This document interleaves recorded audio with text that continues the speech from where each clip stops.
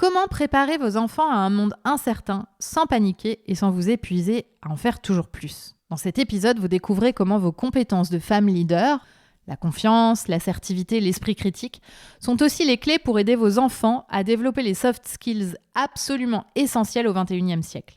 Avec notre partenaire experte Solène Boquillon-Le Goisiou, on parle concrètement de confiance en soi, d'écran, d'IA, de charge mentale parentale et de maintenir la qualité du lien même quand le temps manque. Bienvenue sur Sensé, le podcast des femmes leaders, à écouter pour réussir avec confiance et sérénité sans jamais sacrifier votre bien-être. Je suis Jenny Chamas, fondatrice de Coach Happy, Master Coach et Mentor.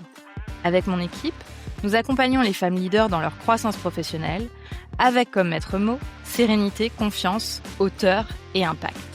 Vous écoutez l'épisode 53 de Sensé. Aujourd'hui, j'ai le plaisir de recevoir Solène Boquillon-Le Goisiou, fondatrice de Soft Kids, l'application et la plateforme de formation qui accompagne les parents et les enfants dans le développement des compétences du XXe siècle. Autrice, conférencière et host du podcast Génération Parents, elle explore chaque semaine les grands enjeux éducatifs et sociétaux avec humour et expertise.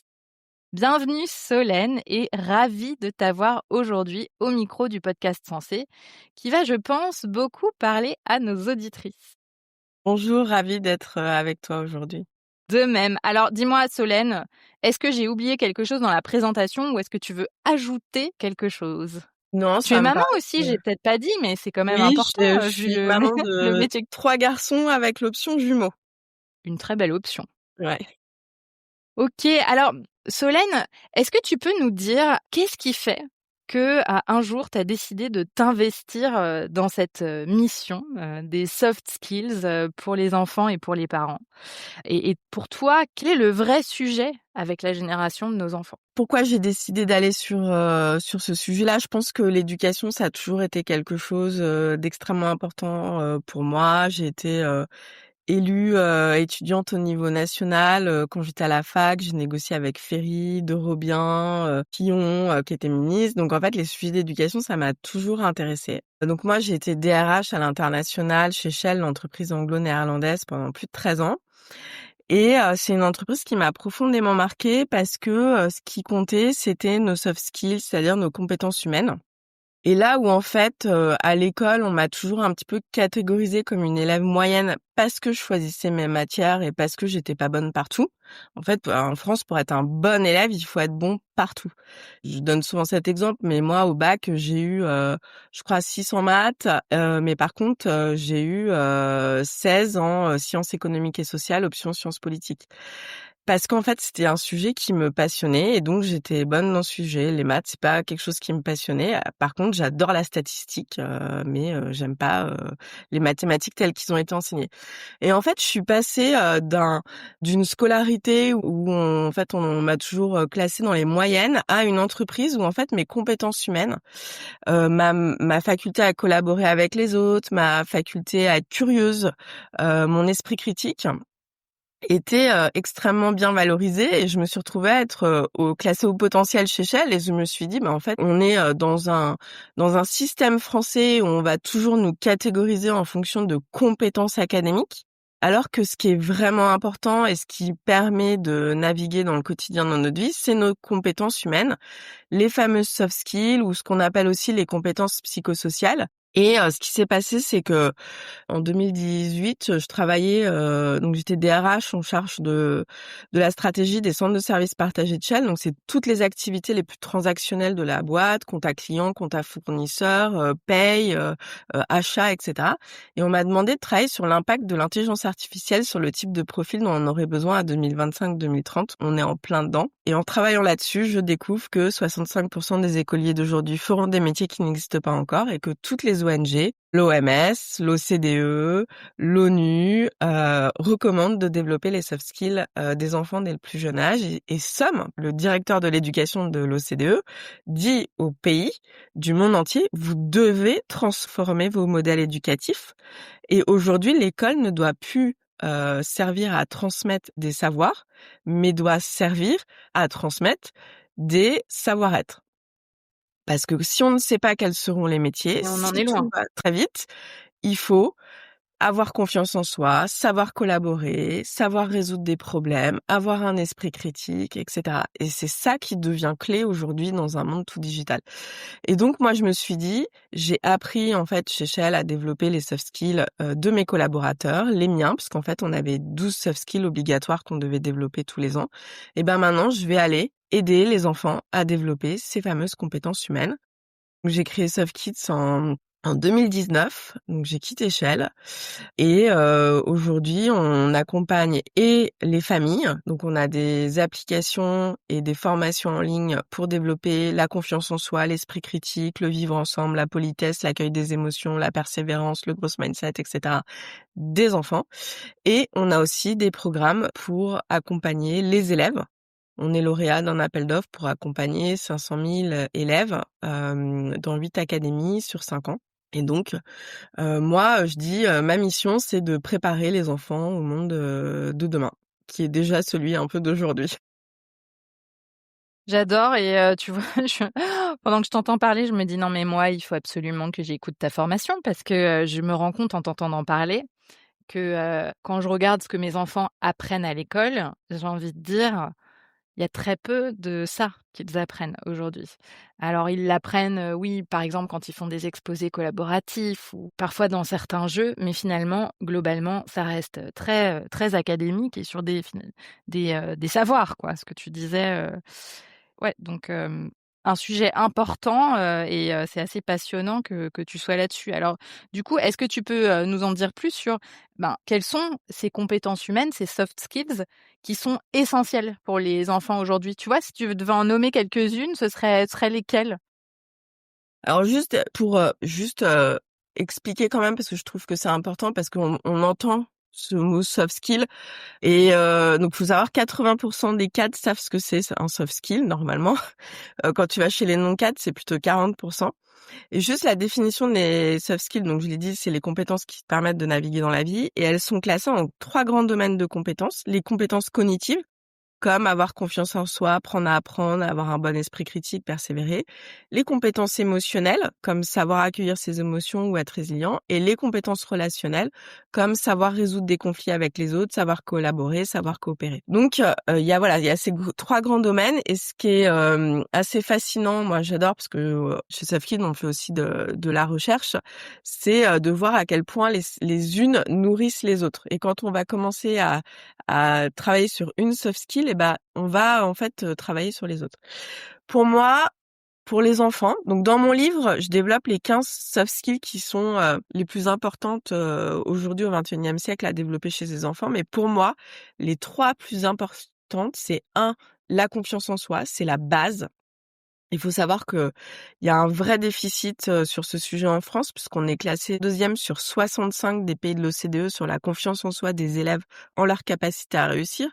Donc comme je le dis souvent, comment voulez-vous que nos enfants soient bons à l'école s'ils pensent qu'ils vont pas réussir? Donc ça, c'est la première chose. Et en fait, la confiance en soi, c'est la base de tout. Une fois que vous avez confiance en vous, eh ben, vous avez confiance pour pouvoir apprendre d'autres soft skills. Et puis, c'est aussi quelque chose de plus général parce qu'avoir confiance en soi, c'est avoir confiance dans les autres, avoir confiance dans la société, avoir confiance dans l'avenir. Et ça, c'est un autre gros sujet puisqu'en fait, 80% des Français ne font pas confiance aux autres. Donc, il faut se dire que quand on parle avec quelqu'un, quand on va commencer à discuter, bah, par principe, la plupart du temps, ils ne nous font pas confiance. Et dans la moyenne de l'OCDE, c'est 53%. Donc, il y a un énorme travail à faire sur la confiance en soi. Ensuite, la deuxième compétence qui me paraît extrêmement importante, c'est apprendre à apprendre et apprendre à désapprendre. Pour moi, l'un va pas sans l'autre. Parce que aujourd'hui, la durée de vie des compétences, elle est passée de quand on avait un diplôme dans les années 80, ce qu'on apprenait, c'était valable 30 ans. Aujourd'hui, c'est valable à peu près 2 ans, voire pour certaines compétences du digital, 2 mois. Donc, il faut absolument être tout le temps dans une posture d'apprenant. Et parfois, apprendre, ça nous oblige aussi à désapprendre, ce qui est, par exemple, quelque chose que je vois avec les parents. Parce que, les parents essayent de faire comme ils ont vu leurs parents faire et donc il y a plein de biais inconscients, de, modèles mentaux qui se mettent en place et qui ne sont pas du tout adaptés au XXIe siècle et donc il faut désapprendre. Et la dernière compétence, enfin si j'en mets 3, hein, que je trouve indispensable aujourd'hui pour nos enfants, c'est l'esprit critique. Mais c'est aussi le cas pour les adultes parce qu'on est dans un monde où aujourd'hui, il faut qu'on arrive absolument à pouvoir discerner le vrai du faux pour prendre les bonnes décisions et pour en fait, se faire sa propre opinion. OK, donc confiance en soi, apprendre à apprendre et désapprendre et ça je trouve ça fascinant parce que je pense que, même pour les adultes, apprendre à désapprendre, c'est hyper important et on est dans une période où il y a de la résistance à désapprendre. C'est difficile en fait, on challenge, notre cerveau, donc c'est sûr que si on enseigne ça à nos enfants dès le plus jeune âge, ce sera beaucoup plus facile pour eux de faire face aussi aux changements permanents et le troisième, l'esprit critique. Passionnant et du coup, si on fait, le parallèle, avec les parents et c'est un peu ton métier, mais c'est un peu par là que ça doit commencer. Moi, je le vois en coaching au quotidien. Souvent les freins et là, je pense par exemple à la confiance en soi dont tu parlais. Moi, je coach les femmes et la confiance en soi, c'est un sujet sur lequel je coach énormément, notamment les barrières à cette confiance, le sentiment d'illégitimité, le syndrome de l'imposteur, aussi la peur de l'échec. Finalement, il y a énormément d'injonctions et de freins systémiques à cette pleine confiance en soi des femmes que je coach, qui viennent de leur enfance et donc là, je peux me mettre aussi dedans, tu vois?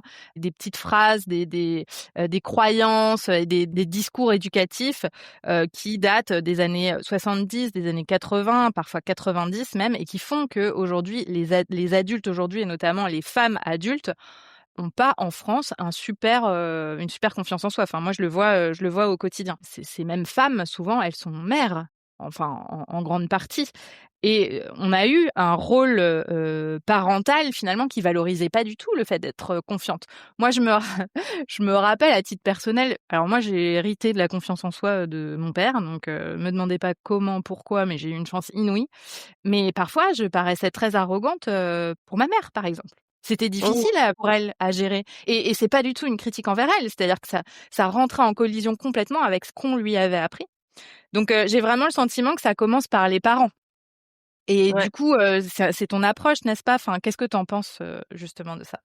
Ça me parle beaucoup parce que moi, je parle beaucoup, en fait, pour moi, c'est pas tant, dans ce que tu décris, c'est pas tant la confiance parce que je pense qu'on était pareil dans ce que tu décris, quand on était enfant. Moi, mes parents, ils m'ont jamais, trop rien dit. Je pense que j'ai eu de la chance là-dessus, parce que moi, par exemple, je dis: «Je suis une féministe de la première heure», hein. Mon premier combat féministe, c'était en CM1, quand les garçons ont refusé que les filles, joue au football sur le terrain de foot et que j'ai été négocier avec la directrice. Et les filles ont eu 2 jours, et les garçons 2 autres jours et au bout de 3 semaines, les garçons en avaient marre et ont accepté qu'on joue tous ensemble. Et donc j'étais déjà dans ce côté militantisme. Je ne débarrassais pas, la table parce que je disais à mes parents: «Vous me demandez de débarrasser la table parce que je suis une fille et donc comme je suis une fille, je ne le ferai pas». Et donc c'était mes frères qui débarrassaient la table. Mais mes parents m'ont jamais fait de reproches par rapport à mes revendications, féministes. Moi, les reproches, je les ai plutôt vus dans le cercle proche, mes cousins, mes cousines qui étaient toujours en train de dire: «Ah là là, il faut toujours qu'elle la ramène celle-là». Mais pour moi, c'était pas que je la ramenais et c'est une compétence que j'essaye de développer et dont je parle dans mon programme et j'ai beaucoup de retours des parents, sur ce sujet. C'est juste que j'étais assertive. C'est-à-dire que j'étais capable de dire ce qui était important pour moi et ce dont moi j'avais besoin pour me sentir, reconnue. Et en fait, l'assertivité n'est pas, quelque chose, qui est développé en France. Donc l'assertivité, ça va être, le milieu entre, on a très souvent, en France, on est très souvent dans soit l'agressivité ou soit la complaisance. Et l'assertivité, c'est savoir s'affirmer avec intégrité. Et je sais que c'est quelque chose qui m'a toujours suivie. Et quand j'ai été responsable RH de toutes les activités commerciales européennes de Shell. Et donc, j'étais dans un comité de direction où j'étais la seule femme trentenaire. Je venais juste d'avoir 30 ans, avec 12 hommes. Et on m'a collé une coach parce que pour ces messieurs, j'étais trop Madame Non. Et en fait, avec le recul, je me rends compte que j'étais juste assertive et que les hommes, ces messieurs, n'aimaient pas avoir une femme assertive de 30 ans devant eux. Et pour moi, il y a ce sujet de travailler en fait cette assertivité, de travailler la manière dont on va dire les choses. Et c'est quelque chose, en tant que parent, qu'on doit développer parce que généralement, quand on dit les choses avec assertivité, eh ben, les gens le font. Et ça, je pense que cette assertivité, plus que la confiance en soi, c'est quelque chose que je tiens de mon père. Parce que mon mari me dit toujours, c'est dingue. Ton père, dès qu'il nous dit de faire un truc, on le fait. Et on le fait sans se dire, oh là là, on nous demande encore de faire ça, etc. Et voilà, et je pense que c'est quelque chose que j'ai appris de lui et c'est quelque chose qui change énormément la donne quand on sait être assertif et qui fait aussi partie, c'est un élément de la confiance en soi, mais qui fait partie de la communication et c'est pas quelque chose qu'on valorise et chez les filles et en France d'une manière générale. C'est tellement vrai et pourtant c'est tellement essentiel, je pense, à ton exemple de la jeune femme assertive, dans un groupe d'hommes, mais moi je compte plus, le nombre de fois où j'ai coaché sur le sujet et où, souvent les femmes n'ont pas osé dire, n'ont pas osé être assertives. J'ai l'impression quand même que ce travail, sur les soft skills et ce que tu décris, renvoie enfin, est vraiment applicable dans le boulot, et notamment sur les différents, modèles managériaux parce que, enfin, je sais pas ce que tu en penses, mais j'ai quand même le sentiment que pour être un bon leader, pour bien manager une équipe, les soft skills sont quand même essentiels. Surtout aujourd'hui, à un moment où, bien souvent, on va manager des gens dont on connaît pas nécessairement bien le métier, techniquement, qu'on maîtrise pas. Je pense notamment, par exemple, si on dirige des équipes techniques et qu'on est soi-même pas technicien ou qu'on l'a pas été et dans ce cas-là, ce qui prend vraiment le relais, ce sont les soft skills, c'est-à-dire la capacité à embarquer tout le monde, la capacité à être, convaincante, à pouvoir aussi, avoir un bon sens de l'analyse de, qu'est-ce qui fonctionne dans l'équipe, où est-ce qu'on crée des résultats, qu'est-ce qui fonctionne moins bien. Qu'est-ce que tu penses du lien entre les soft skills et le management? Pour moi, c'est totalement lié et en fait, il faut, et on en avait parlé, quand tu étais venue dans mon podcast sur, l'équilibre, des vies, parce qu'il y a pas d'équilibre, pour moi vie pro, vie perso et en fait, à force de tout cloisonner, on ne voit pas que on est, une seule et même personne et que, ce qu'on va, développer en termes de soft skills dans notre vie privée va aussi nous servir, dans notre vie professionnelle et en fait, on voit enfin moi je trouve qu'aujourd'hui, on voit que la manière dont les parents et la parentalité se transforment est énormément liée à la manière dont le management se transforme. Moi, je disais souvent à mes managers, je pense à un manager qui était directeur financier chez Shell, je lui disais: «Ah toi Thierry, t'as trop un management à la papa» et en fait, on passe d'un modèle qui était très vertical à un modèle qui est beaucoup plus horizontal. On passe du contrôle à la confiance. Pour moi, une quinzaine d'années, on était dans le contrôle. Là, il faut qu'on fasse confiance. Le télétravail, il faut faire confiance aux collaborateurs. On passe de l'expertise pure à de l'intelligence relationnelle. On passe du silence où en fait on voit que ça va pas, mais on dit rien parce qu'en fait on va pas dire quand ça va pas, à comprendre les besoins de ses collaborateurs. C'est ce qu'on essaye de faire aussi avec nos enfants. Et donc, moi, je trouve qu'il y a, énormément de parallèles à faire entre, ce qu'on voit en termes de management, de leadership, qui est prôné aujourd'hui, le leadership moderne avec l'écoute, le feedback, la gestion des émotions. Moi, en ce moment, je regarde beaucoup aussi, enfin, ça fait quelques années, mais la communication non violente. Et en fait, on a besoin de développer en tant que leader, en tant que manager, une agilité émotionnelle, gérer l'incertitude, comprendre l'autre, écouter, s'adapter en permanence. Et c'est exactement ce qu'on fait en tant que parent. Ouais.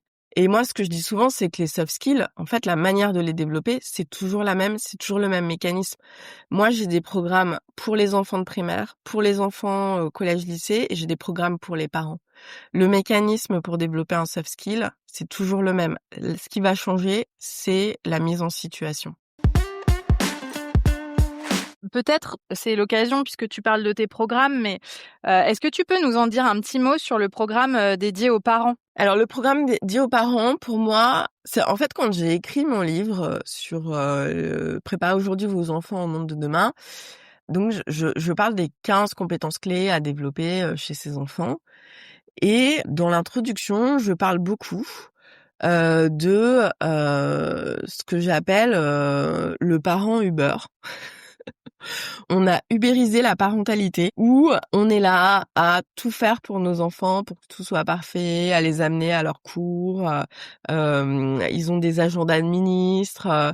Le nombre de copines, par exemple l'année dernière, j'avais des copines qui avaient leurs enfants qui passaient le bac, qui me disent: «Ah non, non, mais là, attends, non, ce soir-là, je suis pas dispo parce que tu comprends, ils passent le bac et donc il faut que je sois présente, qu'il a des bons petits plats, que je». Mais moi, je me rappelle quand j'ai passé le bac, mes parents, enfin, je sais pas, ils se sont à peine préoccupés de savoir si je révisais bien ou pas, quoi, hein. Et mes parents, ils allaient au boulot, ils revenaient et puis, ben, on verrait les notes que j'avais. Et en fait, là, on surinvestit la parentalité et du coup, on fait tout à la place de nos enfants. Et on a beaucoup parlé ces dernières années de la charge mentale qui était due, des femmes, qui était due au fait que les conjoints ne faisaient pas grand-chose. Mais moi, je trouve qu'il y a aussi un sujet de charge mentale qui est dû au fait que les enfants ne font plus rien. Et donc, dans ma formation, je viens, au travers des soft skills, faire en sorte que les enfants se réapproprient aussi le quotidien familial et faire en sorte que la famille fonctionne comme une équipe, un peu comme une équipe du travail. Et donc, je vais aller tacler tous les points difficiles et les points de frustration de la parentalité, qui sont pour moi le tunnel du matin et du soir, où là, on va réapprendre aux enfants à prendre confiance en eux, à persévérer face à une tâche qu'ils n'arrivent pas à faire, à devenir autonomes. Donc ça, c'est une première chose. Ensuite, le sujet des devoirs, qui sont pour moi le deuxième sujet de crispation. On va apprendre aux enfants à apprendre la persévérance. Et puis le dernier point qui est le sujet du 21e siècle, le sujet des écrans. On va apprendre l'autodiscipline, l'esprit critique, le bon usage des écrans. Et donc en développant les soft skills des enfants, on va les autonomiser, réduire notre charge mentale de parents et tout ça enrobé avec la collaboration, la coopération et la bonne communication au sein de la famille. Donc en fait, je vais accompagner les parents dans le développement des soft skills de leurs enfants et des leurs par la même occasion, en essayant de mettre en place une équipe familiale cohérente dans laquelle tout roule. Voilà.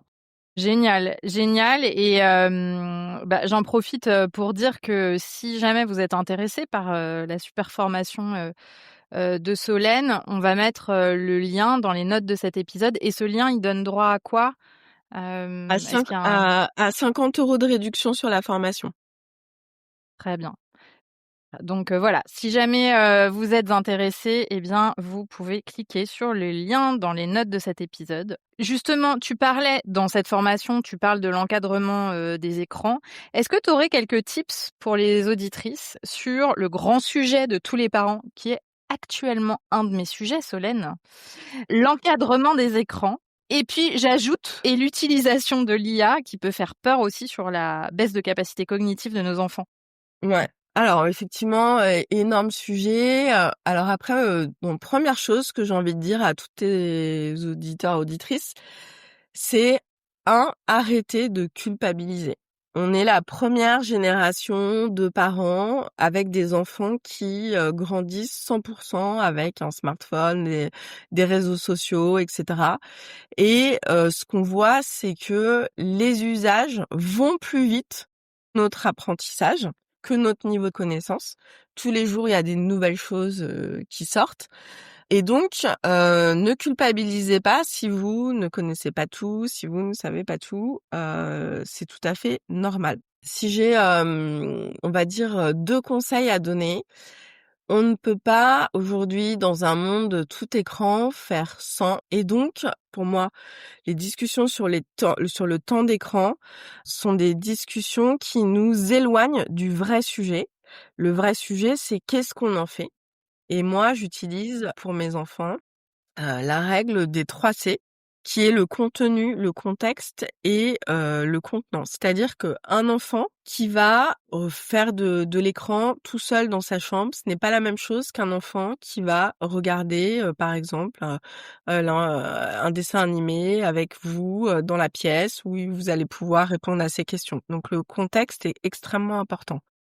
La deuxième chose, c'est le contenant. Entre je fais de la tablette avec un jeu ludo-éducatif qui va me demander de la réflexion, ou je suis en train de jouer aux jeux vidéo et je suis en train de scroller sur TikTok ou de regarder YouTube, ce n'est absolument pas la même chose. Et dernière chose, le contenu. Entre regarder, je donne souvent cet exemple, un C'est pas sorcier et regarder, je sais pas, je sais pas, un unpacking, c'était, je sais pas, Swan et Neo, sur YouTube qui sont en train de déballer, des jouets, ce n'est pas du tout le même apport éducatif.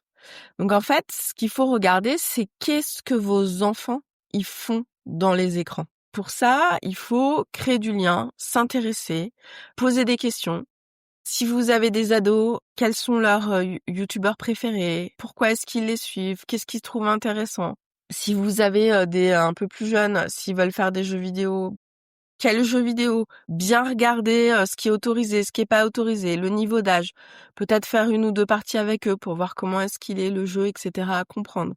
Et ça, en fait, ça fait toute la différence. Donc c'est vraiment ça qui est très important. Par rapport à l'IA, justement, j'enregistre un épisode dessus ce soir avec Mathilde Serioli, qui est une docteure en neurosciences basée à San Francisco, que je connais très bien. J'ai fait plusieurs épisodes de podcast avec elle. Elle étudie l'impact de l'intelligence artificielle sur les enfants.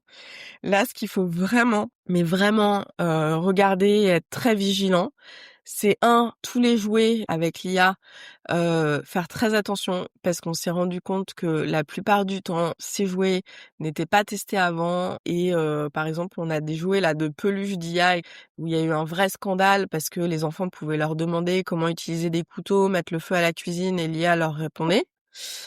Donc ça, il faut être extrêmement vigilant. Et deuxième chose, là où je pense, et j'en avais discuté avec la ministre Clara Chapaz, il va falloir quand même encadrer les choses, c'est les IA conversationnelles. Parce qu'il y a de plus en plus de jeunes qui se retrouvent à avoir des IA comme meilleurs amis.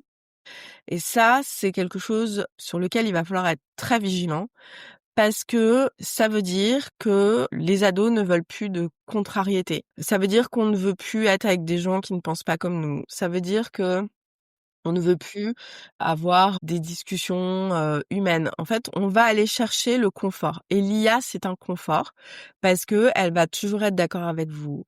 Elle va toujours aller dans votre sens. Elle va toujours être sympa. Et la vraie vie, c'est pas ça. Il faut apprendre à résoudre les désaccords, les conflits. Il faut apprendre à débattre. Il faut apprendre à être d'accord sur le fait qu'on n'est pas d'accord. Et si on commence à utiliser ces IA conversationnelles, eh ben, ça a un réel impact sur le vivre ensemble, sur vivre en société. À un moment donné, ces enfants qui n'auront eu que des amis qui sont des IA, ils vont aller sur le marché du travail avec des équipes, etc. Ça va poser un vrai problème. Donc, l'IA conversationnelle, c'est vraiment à utiliser avec parcimonie et il faut avoir, un vrai accompagnement, de nos enfants sur ces sujets-là. Clairement et c'est passionnant parce que tu vois, tu viens de me déculpabiliser totalement, sur le temps d'écran parce que nous, je crois qu'on utilise, vraiment, les écrans, c'est avec nos enfants. Hein, hein. Mais, c'est vrai que mon fils, demande de plus en plus et c'est normal, il Il a quel grandit. âge? Il a 11 ans.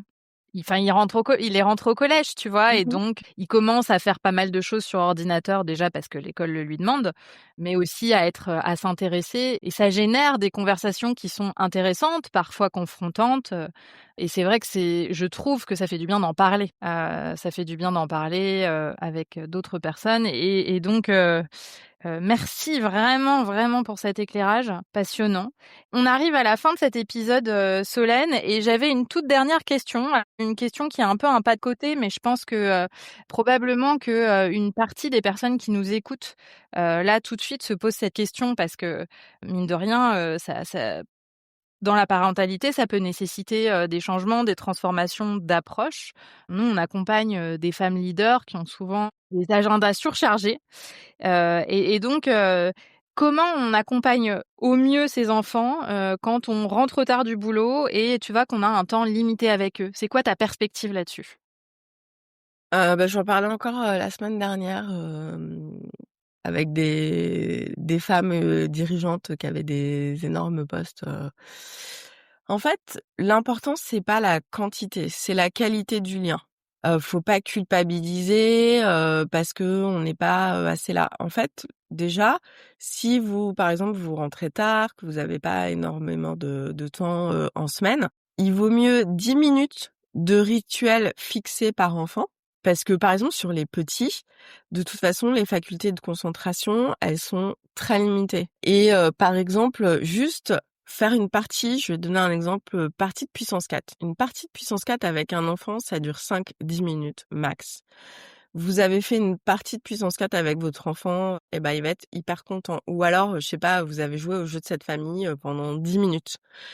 Et en fait, d'avoir un petit rituel de 10 minutes où on a décidé qu'on avait un temps ensemble où, par exemple, là, je sais pas si vous avez, plusieurs, enfants, là, les 10 minutes qui arrivent, eh ben, elles te sont consacrées. Tu me racontes ta journée, je te raconte la mienne. Voilà, ça va être, important. Donc, ce qui est important, c'est maintenir la qualité du lien. C'est pas la quantité, c'est la qualité.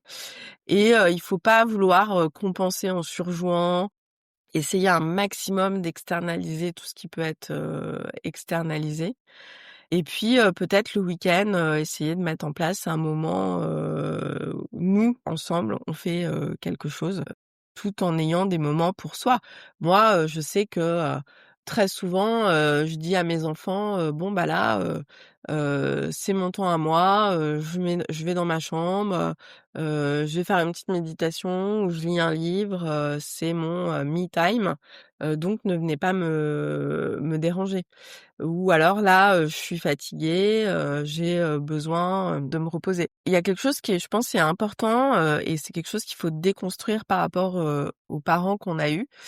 C'est ne pas hésiter à verbaliser auprès de ses enfants sa fatigue, son stress professionnel, le fait que c'est compliqué parce qu'ils sont aptes à comprendre tout ça et leur dire: «Ah bah là, tu vois, je suis dans une période, du travail où c'est assez compliqué, donc peut-être que tu vas trouver que je m'énerve un peu plus vite, je m'en excuse mais voilà».